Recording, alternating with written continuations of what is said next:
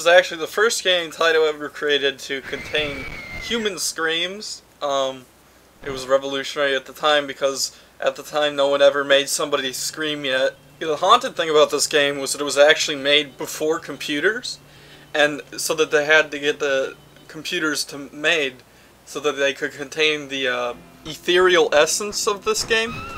So as you can see, this game's pretty kinky, and it's pretty sexy. Everybody's in their undies. Rumors have been stated that this game is actually an autobiography of Marilyn Manson, but I think that's just a stupid publicity thing. This is, pretty unique mechanics for the time.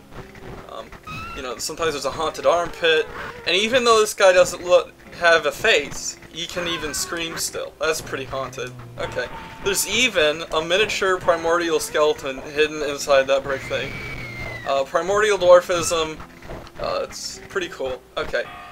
Pretty original mechanics, pretty original game. It's not the best at the time, but you can tell by the ectoplasmic tabulator that, my points are pretty good. Yeah, I wouldn't recommend this to a child, but maybe an elderly person, depending on how they feel about this game. Here's the second area, the rack room. This game is pretty cinematic, I think they put a lot of artistic effort into this, They got a lot of different people on the team together.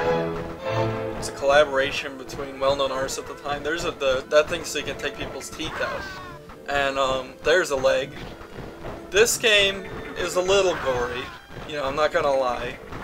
But for the sake of art, I think it's important to realize that expression of people's inner skeleton would be very good to have, because everybody has a skeleton inside their body, even if you didn't think about that before.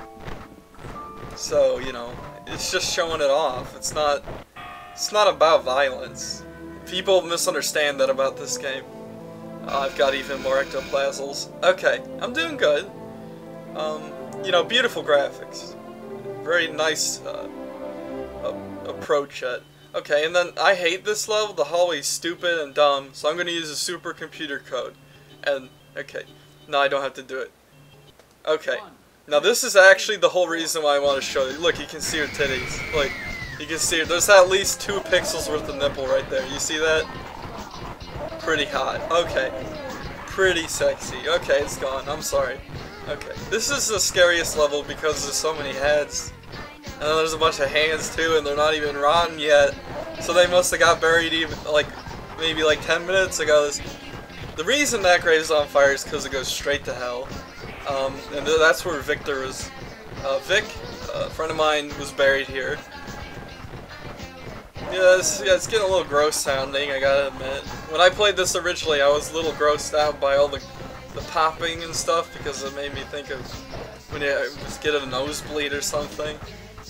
It's not as goodly drawn as the last level, I don't think personally, but, you can't keep up the same amount of, it takes a lot of budget to keep a game to make it look as good as it did before.